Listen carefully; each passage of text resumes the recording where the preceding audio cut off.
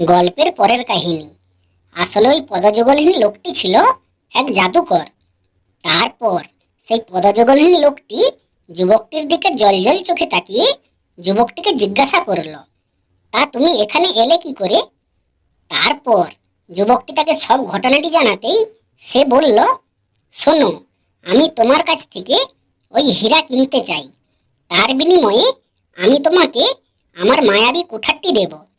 আমি যদি এই কুঠারের হাতলে একটা চাপড় মেরে বলি কাঠ আর আগুন, তখনই কুঠার বনে উড়ে গিয়ে কাঠ কেটে এনে আগুন জ্বালিয়ে দেয়।